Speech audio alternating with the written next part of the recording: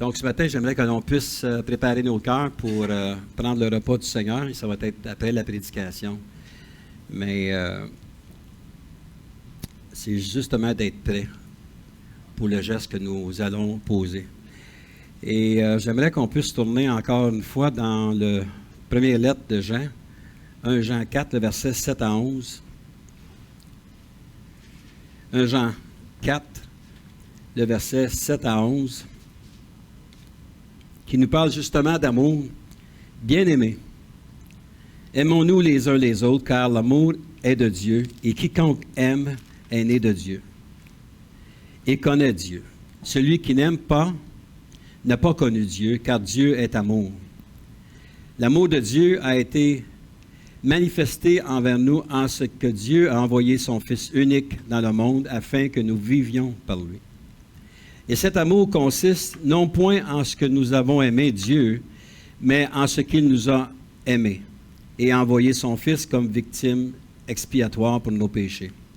Et au verset 11, « Bien-aimés, si Dieu nous a ainsi aimés, nous devons aussi nous aimer les uns et les autres. » Seigneur, merci pour ta parole ce matin, Seigneur. Cette parole qui nous parle, chacun de nous, cette parole qu'on va la chance de la mettre en application aussi durant ce mois où il y a beaucoup de festivités, beaucoup de gens vont rencontrer, des gens de notre famille, des gens qui te connaissent, des gens qui ne te connaissent pas et des gens peut-être pas avec le même esprit que nous avons, mais Seigneur, tu nous enseignes à nous aimer les uns les autres et à aimer nos ennemis, Seigneur. Et je te prie, Seigneur, que tu puisses nous parler à travers cette parole.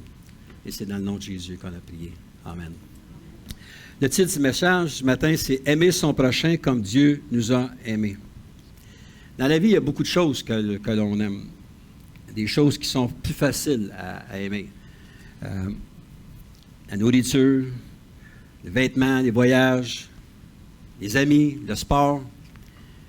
Il y a des choses dans la vie qui sont faciles à aimer. Hier, on avait cette rencontre avec mes deux enfants ainsi que leur conjoint à la maison. Et on a pris cette nourriture-là ensemble et tout le monde était content du repas qu'on a pris. Mais ce sont des choses qui ont un certain intérêt dans notre vie, mais il y a des choses que nous devons développer comme enfants de Dieu. Un peu comme Pierre disait tantôt, de s'aimer les uns les autres, même ceux qui vont peut-être arriver avec des farces sarcastiques un peu face à nous durant ce temps des fêtes. Souvent, on est la cible des gens, de nos familles ou de nos amis qui ne connaissent pas le Seigneur. Et surtout, ces gens-là sont certainement influencés par la boisson. Et on dirait qu'ils ont le don d'arriver de peser sur les boutons de notre patience puis de nous mettre à l'épreuve.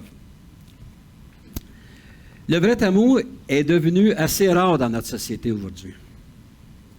Mais ce ne devrait pas être le cas entre chrétiens. Je suis déchiré de voir souvent comment des chrétiens ne s'aiment pas entre eux autres, ne s'apprécient pas les uns les autres. Peut-être dans le nom de l'Église où ils fréquentent. Mais comment on peut dire que l'on aime Dieu si on n'est même pas capable, nous, d'aimer d'un cœur sincère nos frères et nos sœurs? Comme Dieu est amour, nous devrions en principe être capables d'aimer les autres comme lui nous a aimés. Ce matin, on va prendre la Sainte Seine, le sacrifice parfait de Jésus-Christ sur la croix pour chacun de nous, qui est un gage de son amour pour chacun de nous. Un gage d'un amour que personne ne peut équivaloir. Quelqu'un disait, si nous pressons un chrétien comme un citron, bien, si on presse un citron, c'est du jus de citron qui devait sortir de là. Mais si on presse un chrétien, ce qui devait sortir du chrétien, c'est l'amour. Et c'est ce à quoi le Seigneur nous appelle. Aimer dans un contexte qui n'est pas facile à aimer, qui n'est pas facile à vivre de nos jours. On a toutes sortes de choses qui nous arrivent. Mais le Seigneur nous montre à quel point qu'on doit aimer les frères et les sœurs comme lui nous a aimés. Dans 1 Corinthiens 13, lorsque Paul, l'apôtre Paul écrivait cette lettre aux Corinthiens, c'est intéressant qu'il ait placé cette lettre-là en deux choses. Au chapitre 12, ça nous parle des dons spirituels, puis au chapitre 14, ça nous parle encore des dons spirituels, et comment il y avait une certaine zizanie ou dispute entre les frères et les sœurs concernant les dons. Et 1 Corinthiens 13 et le verset 13, il nous dit « Maintenant donc, ces trois choses demeurent, la foi, l'espérance, la charité, mais la plus grande de ces choses, c'est l'amour. »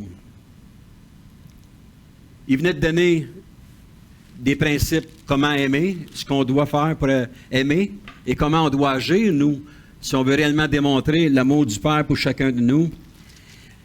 Mais dans un commentaire, ça disait « Dieu apprécie et valorise le caractère qui agit avec charité, patience, douceur, de façon désintéressée, en éprouvant de la haine contre le mal et de l'amour pour la vérité, avec honnêteté, en persévérant dans la justice, plus que la foi qui renverse les montagnes ou qui accomplit de grandes œuvres dans l'Église. » Un autre point qui disait aussi, « Les plus grands dans le royaume de Dieu seront ceux qui auront manifesté une sainteté intérieure et qui auront aimé Dieu, et pas nécessairement ceux qui auront accompli de grandes choses à la vue de tous.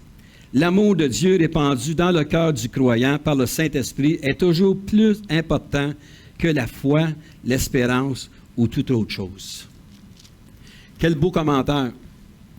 Vous savez, si on ne reçoit pas l'amour de Dieu, si cet amour-là ne vient pas vivre en nous, si ce n'est pas un amour qui nous transforme, frères et sœurs, on va avoir de la difficulté à aimer ceux de l'extérieur. Parce que aimer son prochain, frère ou non frère, ça vient de l'intérieur lorsque Dieu habite en nous, parce que Dieu est amour. Et automatiquement, l'essence qui devait sortir de notre bouche, ou les paroles qui devaient sortir de notre bouche, ça devait être des paroles qui sont bienveillantes pour chacune des personnes qui nous entourent, peu importe la situation. Et avant d'aller dans les 3 points que je vais apporter ce matin, une belle définition de l'amour, c'est dans le livre, l'Évangile de Luc, au 22e chapitre. Passage que vous connaissez, mais c'est juste pour nous préparer justement pour la Sainte Seine, et savoir comment est-ce que Jésus a mis le comble de son amour pour ses disciples. Donc, Luc 22, le verset 17. « Et ayant pris une coupe et rendu grâce, il dit, « Prenez cette coupe et distribuez-la entre vous, car je vous le dis, je ne boirai plus désormais du fruit de la vigne, jusqu'à ce que le royaume de Dieu soit venu. » Ensuite, il prit du pain, et après avoir rendu grâce, il le rompit, et leur donna en disant, « Ceci est mon corps qui est donné pour vous, faites ceci en mémoire de moi. » Il prit de même la coupe après le souper, et la leur donna en disant, « Cette coupe est la nouvelle alliance en mon sang qui est répandue pour vous.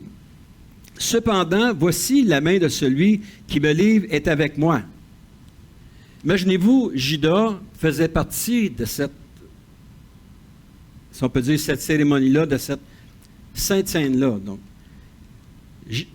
Jésus savait exactement qui était pour le trahir. Il ne s'est pas arrêté pour culpabiliser ou enlever qui que ce soit.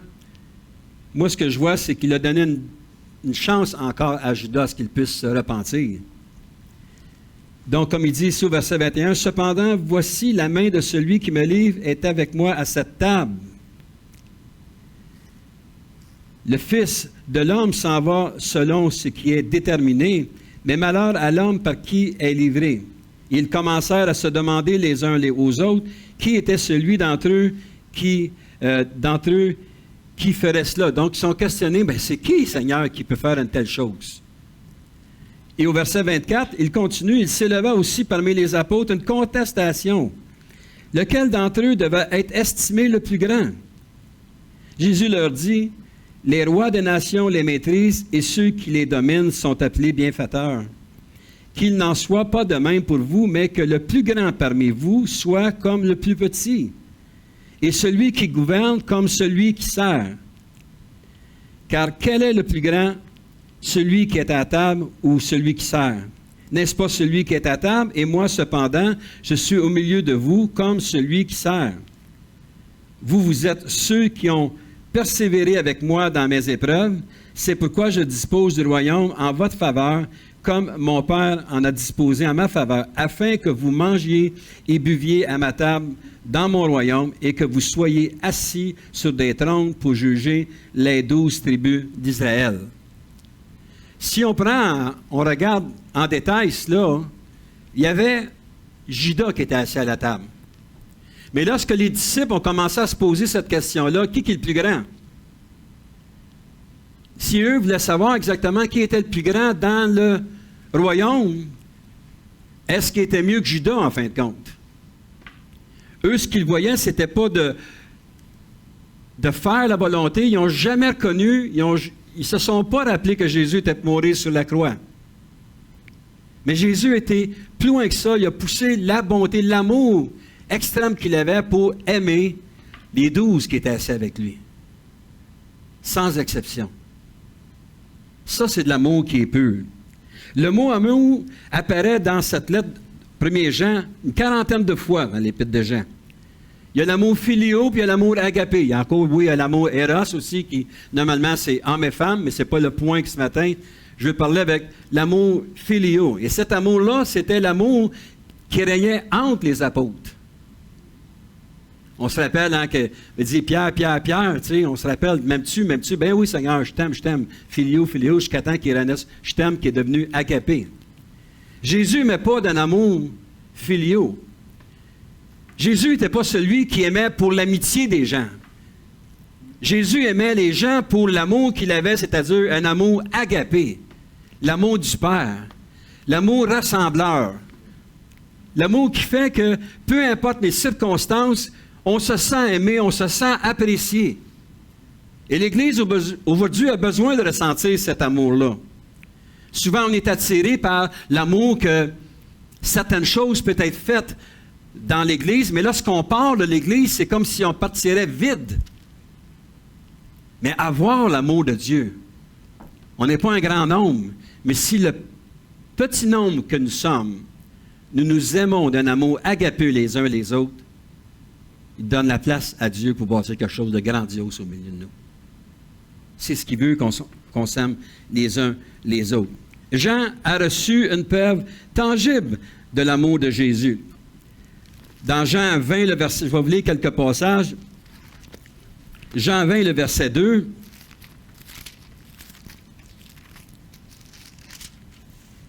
La parole nous dit, « Elle courut vers Simon-Pierre et vers l'autre disciple que Jésus aimait, et leur dit, ils ont enlevé du sépulcre le Seigneur, et nous ne savons où ils l'ont mis. » Donc, ici, on s'appelle au sépulcre qui était vide, mais il courut vers Simon-Pierre et vers l'autre disciple qu'il aimait. Donc, ça veut dire que Jean, qui est l'amour, ce disciple-là, n'était pas plus aimé ou apprécié que Pierre.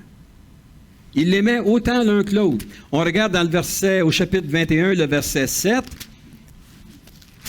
La parole nous dit, « Alors le disciple que Jésus aimait, encore ça fait référence à Jean, dit à Pierre, « C'est le Seigneur. » Et Simon-Pierre, dès qu'il eut entendu que c'était le Seigneur, mit son vêtement à sa ceinture, car il était nu, il se jeta dans la mer. Dans un autre passage, ça nous dit au verset 20 du même chapitre, que Pierre s'étant retourné, vit venir après eux le disciple que Jésus aimait, celui qui, pendant le souper, s'était penché sur la poitrine de Jésus et avait dit, « Seigneur, qui est celui qui te livre? » L'amour de Christ. Comment le Seigneur a pu faire pour subir toutes ces atrocités-là, des fois par les hommes et même par ses proches? Mais c'est parce qu'il était en amour avec ses disciples. Il nous aime. Il veut nous donner son amour. Donc, si nous sommes témoins de l'amour de Jésus, pour chacun de nous, pourquoi ne pas donner aux autres le don qui nous a été fait? Pourquoi on tarde de temps à aimer les autres? Pourquoi on a de la difficulté? Et ça, je me parle autant que je vous parle. Il y a des gens qui sont plus faciles à aimer. Il y en a d'autres qui sont plus difficiles à aimer. Que ce soit à l'Église, que ce soit dans le monde de tous les jours. Je travaille avec des gens du monde. Il y a des gens qui sont réellement faciles à aimer. Il y a d'autres qui ne sont pas faciles à aimer. Mais si nous reflétons Christ, quelle sorte d'amour qu'on peut dégager? Jeudi soir, j'ai été à une partie de hockey au Centre Bell. J'avais eu une invitation, j'étais avec mon patron. Mon patron que j'ai témoigné. Et puis mon patron, lui, puis le trafic, ça ne va pas ensemble. Et puis, à 2 reprises, lorsqu'on était rendu près du Centre Bell, c'était la cacophonie pour aller là avec toutes sortes des chemins bloqués et tout. Il y a 2 fois qu'il a voulu sortir de son auto parce que quelqu'un l'avait coupé. 2 fois dans 5 minutes.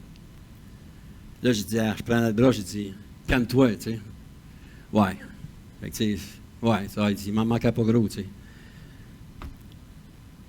Ben moi aussi, il me fatiguait ceux qui coupaient, là.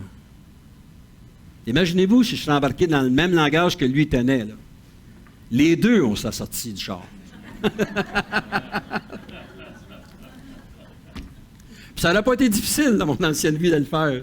Puis même aujourd'hui, il faut que je continue encore à aimer les gens. Mais Christ, lui, il s'est donné pour nous. Donc, 3 points que j'aimerais qu'on puisse regarder ce matin brièvement avant de prendre la Sainte-Seine. Premièrement, au verset 7 de notre texte, ce matin, ça nous dit « Bien-aimés, aimons-nous les uns les autres, car l'amour est de Dieu, et quiconque aime est né de Dieu et connaît Dieu. » L'apôtre Jean débute ici un agencement de mots qui dénote son cœur. « Bien-aimé ». J'aurais dû commencer comme ça ce matin.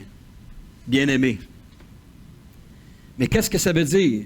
Nous ne voyons pas une personne selon notre perception des gens, mais selon le cœur de Dieu.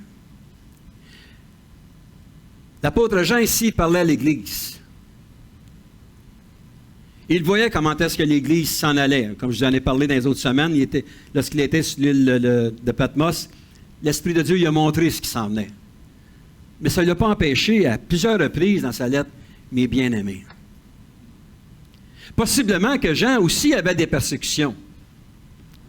Possiblement que son message n'était pas reçu comme un apôtre. Mais même dans son langage, il disait « mes bien-aimés ».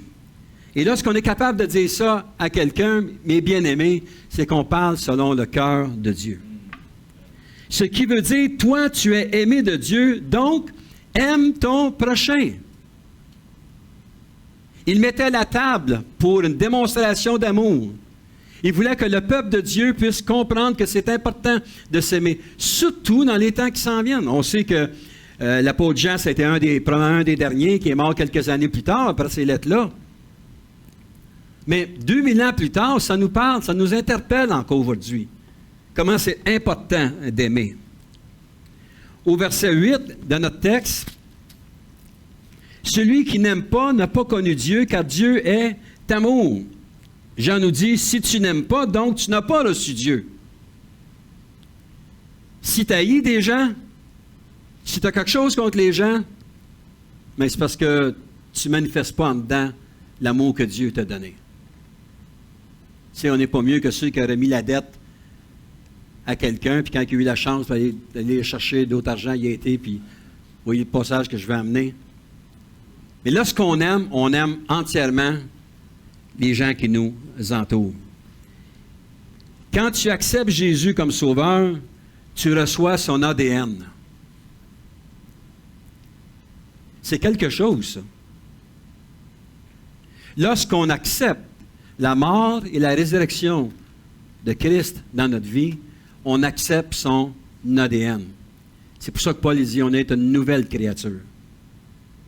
C'est comme l'ancienne ADN qui était là, elle n'est pas partie, le vieil homme va toujours rester présent, mais la nouvelle ADN est assez puissante que si on s'appuie sur l'amour du Seigneur pour nous enlever nos vieilleries qu'on traîne tout le temps, nos sauts d'humeur, notre caractère. Je disais, la seule chose qui va retourner dans la terre avec notre tombe, c'est nous, le corps, puis notre caractère qui va nous suivre dans la terre. Gloire à Dieu, si notre âme s'en va au Seigneur, on est avec lui pour l'éternité. Donc, Judas, comme disciple de Jésus, mais antérieurement pas sauvé. Si on retourne dans Luc 22, on voit comment est-ce que Judas faisait partie du groupe des apôtres. Luc 22, le verset 1 à 6.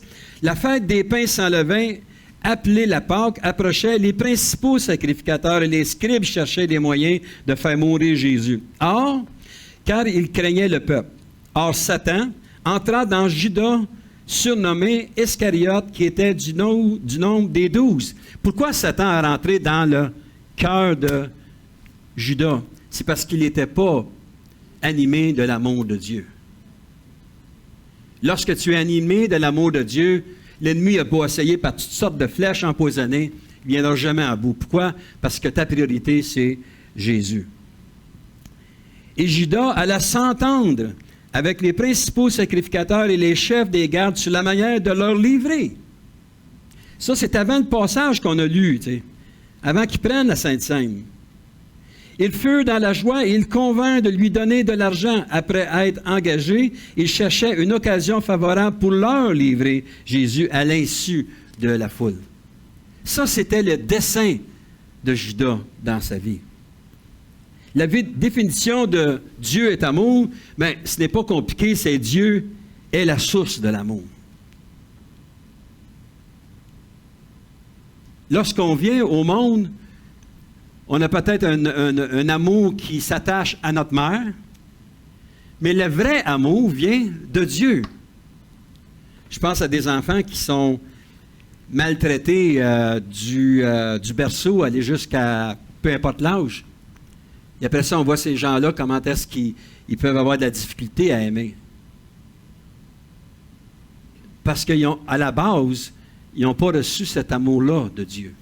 Les parents ont peut-être fait un job qui était peut-être pas convenable. Je ne suis pas là pour juger. Mais peu importe ce qui s'est passé dans ta vie, peu importe ce que vous avez vécu dans votre vie, que ce soit par rapport à vos parents, par rapport à votre conjointe, par rapport à vos enfants, peu importe. L'amour de Dieu doit résider dans notre cœur comme lui est amour. Parce qu'il est la source de l'amour. Imaginez comment Jean a pu écrire cette réalité-là de qui est Dieu, lui qui venait de vivre l'adversité romaine. Lorsqu'il a été envoyé sur l'île de Patmos, c'est Rome qui l'avait envoyé là. Il l'a envoyé sur l'île de Patmos. Il aurait pu sortir de là, dire, voyez, il ne m'avait pas eu, je suis capable de vivre encore. Non. Il commence ses messages en disant « Bien-aimé ». Parce que sur l'île de Patmos, à travers tout ce qu'il a pu souffrir, ce qu'il a vu, il était capable de bâtir cet amour-là profond en dedans de lui lorsqu'il est sorti de ce marasme-là pour vivre.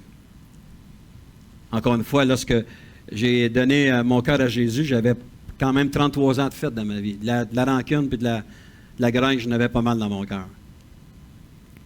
C'est ce qui a été le plus difficile dans ma vie, d'accepter l'amour de Dieu.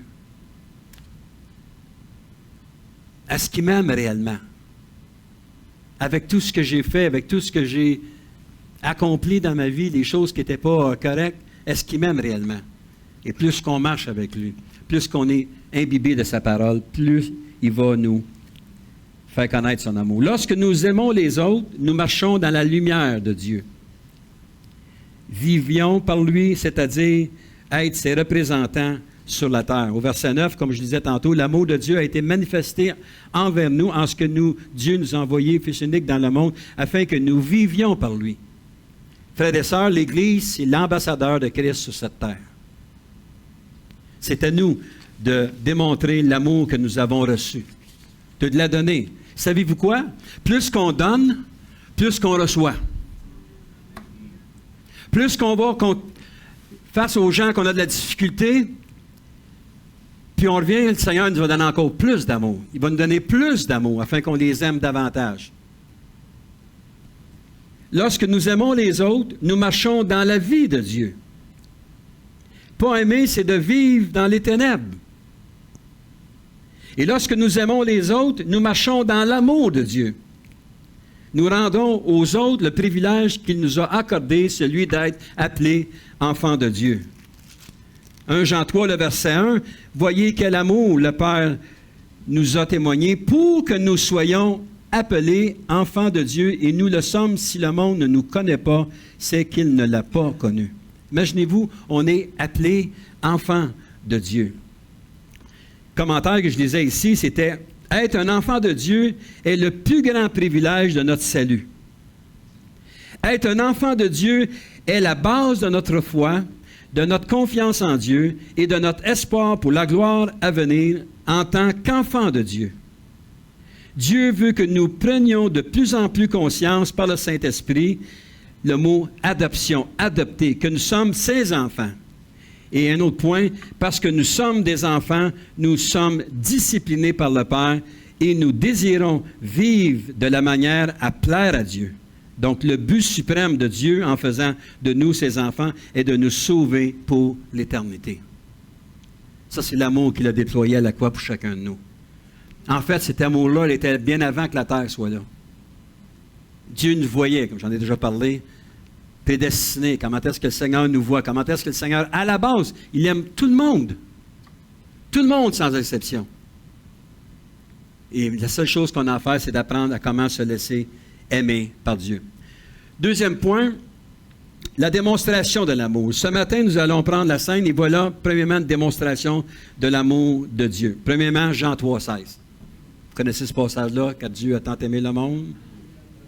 Fait quiconque quoi? Amen.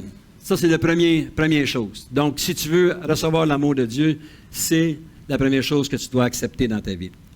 Ensuite de ça, réaliser qui il est. 1 Jean 4, 14. Il va y avoir pas mal de versets, là. On va y aller rapidement.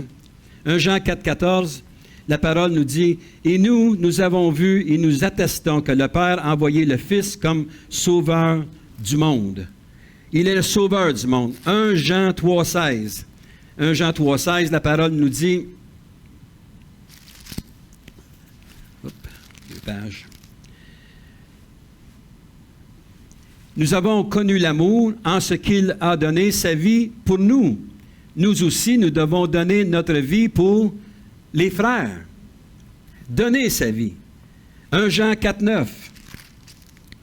L'amour de Dieu a été manifesté envers nous en ce que Dieu a envoyé son Fils unique dans le monde afin que nous vivions par lui. 1 Jean 3, 5. C'était tout dans les premières épîtres qu'il a données à l'Église. 1 Jean 3, 5, la parole nous dit « Or, vous le savez, Jésus a apparu pour ôter les péchés. Il n'y a point de péché en lui. » 1 Jean 1, 7. Il est là pour nous purifier. Mais si nous marchons dans la lumière, comme lui-même dans la lumière, nous sommes mutuellement en communion et le sang de Jésus, son Fils, nous purifie de tout péché. Un autre passage, 1 Jean 2, 2. Il est lui-même une victime expiatoire pour nos péchés, non seulement pour les nôtres, mais aussi pour ceux du monde entier. Il nous a sauvés à un moment donné. Pour certains d'entre nous, c'est il y a quelques années. Pour d'autres, ça fait plusieurs années. Mais il va plus loin que ça. C'est pas juste pour nous, cet amour-là, c'est pour le monde entier. Pour ceux qui ne le connaissent pas au moment présent. Romains 8, 32, Dieu n'a pas épargné son propre Fils. Mais un texte que j'ai aimé cette semaine, c'était dans 2 Corinthiens 9, 15. 2 Corinthiens 9, 15. La parole nous parle ici d'un mot qui est difficile à traduire. Grâce soit rendue à Dieu pour son don ineffable. Qu'est-ce que c'est un don ineffable que nous ne pouvons pas traduire? C'est un amour qu'on n'est pas capable de comprendre. Il y a un chant, lorsque j'étais à Vancouver, qu'on a appris, là, je l'ai fait en français, c'est « I stand in awe », A-W-E. Avez-vous déjà essayé de traduire ce mot-là? Mais pourtant, quand tu le chantes puis tu te tiens devant le Seigneur, ça veut dire tu ne peux juste pas contenir la grandeur et la puissance de la présence de Dieu dans ton assemblée ou dans ta vie. Bien, un don ineffable, c'est la même chose. C'est quelque chose qui est inestimable. C'est quelque chose qu'on ne vivra jamais assez vieux pour comprendre l'amour de Dieu. Personnellement, je pense que l'amour de Dieu, on la comprend présentement, mais on va la comprendre davantage, mais qu'on soit dans sa présence avec lui pour l'éternité. Là, on va être capable de finir notre casse-tête ou notre puzzle, de voir, ah, Seigneur. Juste le fait qu'on soit à côté de lui, il va dire, par ton amour, tu m'as gardé. À travers mes faiblesses, à travers les fautes, à travers les choses que j'ai faites de pas correct, Seigneur, ton amour était si grand. Quand je me suis exprimé devant toi, ton amour m'a envahi, puis aujourd'hui, merci Seigneur, je suis dans ta présence. Je ne pense pas qu'on ait besoin d'un orchestre, mais qu'on arrive dans la présence du Seigneur. Je ne dis pas qu'il n'y en aura pas, là, mais qu'on arrive là, je pense qu'on va être devant le Seigneur, puis on va juste simplement le louer. On va pleurer les larmes de notre corps. Merci Seigneur, merci. Merci. J'ai hâte de voir lorsqu'on soit en train de monter et qu'on réalise qu'on monte. On s'en va rejoindre l'amour du Père. Hein? Merci Seigneur. J'espère que le clin d'œil va être plus long qu'un clin d'œil. Juste le fait de monter dans sa présence. Et troisième point, en terminant, la condition de l'amour de Dieu. Dieu nous a aimés les uns les autres. Jean 13 et le verset 34-35. Aimez-vous les uns les autres comme je vous ai aimés. Hein?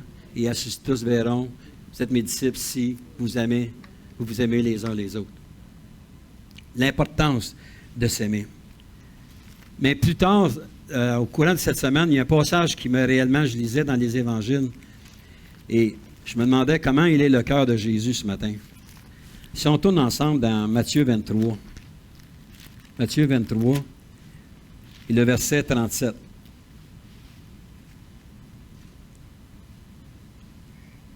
Jérusalem, Jérusalem, qui tue les prophètes et qui lapide ceux qui te sont envoyés. Combien de fois ai-je voulu rassembler tes enfants comme une poule rassemble ses poussins sous ses ailes? Et vous ne l'avez pas voulu. Je m'imagine quel est le cœur de Jésus ce matin de voir ce qui se passe en Israël. J'essaie pas de départir qui a raison, qui a tort. Mais Jésus a pleuré sous sa ville. Et je crois aujourd'hui que Jésus pleure encore sur sa ville. Il pleure sur son peuple. Il pleure sur le monde. Mais son amour ne changera pas pour nous. Nous, on connaît des choses que bien des gens ne connaissent pas. On connaît l'Apocalypse, on connaît les choses qui s'en viennent. Mais lorsqu'il dit ici qu'il tue les prophètes et qu'il lapide ceux qui te sont envoyés, c'est-à-dire qui ont ignoré la voix de ceux qui les ont envoyés pour leur dire « Je suis le Sauveur. Venez à moi, vous tous qui êtes fatigués. » Et qu'aujourd'hui, il continue encore. J'ai été déchiré cette semaine quand j'ai vu, aussitôt que la dernière seconde de la trêve était finie, les bombardements sont partis. Tu sais, je veux dire, ça n'a pas de sens là, de voir des choses de même. Mais encore là, je ne connais pas toutes choses. Je montais à m'appuyer sur le Seigneur, je dis, Seigneur, ton plan est parfait. Mais Dieu les aime quand même. Il veut que les Juifs, il veut que les Palestiniens, que tout le monde vienne à sa connaissance, sans exception. Sans exception. Regardons ensemble dans Luc 19, 41.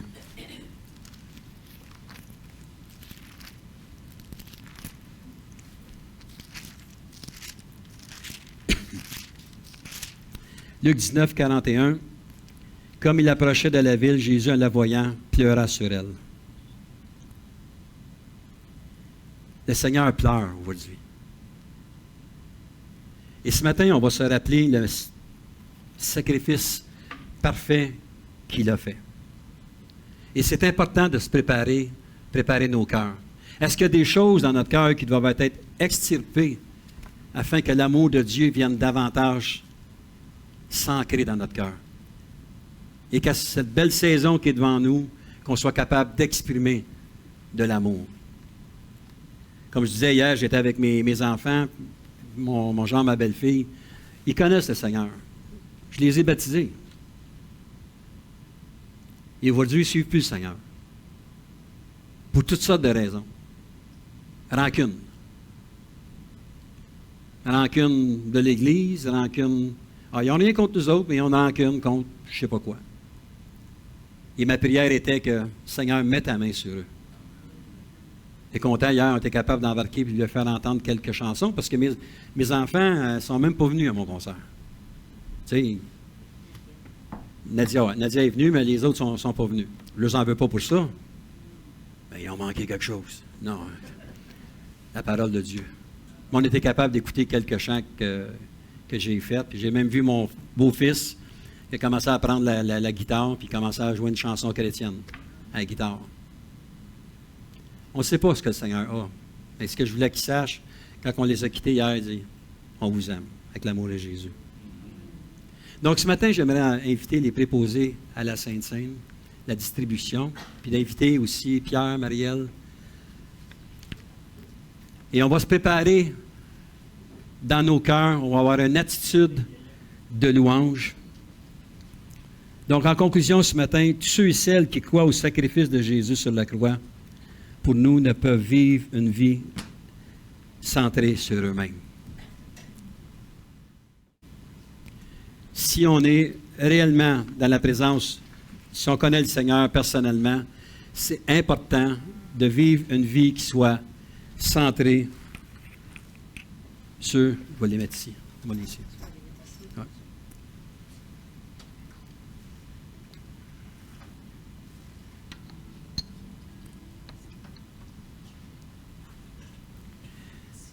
On doit être... un petit pain, s'il vous plaît, ici. Denise, un petit pain. Pierre, il veut communier aussi. Tiens, Pierre. Tiens. Merci, monsieur. Donc, vous voyez, on doit s'aimer les uns les autres d'un amour inconditionnel. On doit, après cette réunion, à chacune de nos réunions, dire « Seigneur te bénisse abondamment ». Et que ce ne soit pas juste une façon de « Seigneur te bénisse », tu es devant à l'autre. Que ce soit dans les yeux de dire, de démontrer l'amour qu'on a les uns pour les autres. Nous devons aussi aimer en se sacrifiant pour les autres. Nous, les enfants de Dieu, on doit se sacrifier. Pas pour le Seigneur. Se sacrifier pour les autres, se sacrifier pour les membres de l'Église, les gens qui ne vont pas à l'Église. De ne pas être sans rancune. S'il y a des situations que vous vivez dans vos familles, présentement, puis vous avez de la difficulté avec un enfant ou un frère, une sœur, ça vaut la peine peut-être tout simplement de l'appeler puis simplement lui dire que tu l'aimes avec l'amour de Jésus. Elle va peut-être accrocher la ligne au nez. C'est déjà arrivé à mon épouse qui a fait ces choses-là, qui est arrivé la même chose, mais quand même, ôtons de nous ce fardeau, des fois, de nous empêcher d'aimer quelqu'un qui est difficile à aimer, afin de lui donner la possibilité que cette personne-là ou ces personnes-là reçoivent eux autres aussi l'amour de Christ. Nous devons aimer personnellement tout le monde. Donc ce matin, on va chanter ce chant-là. On va prendre le temps de méditer. Puis après ça, on va revenir pour prendre la scène ensemble. Amen.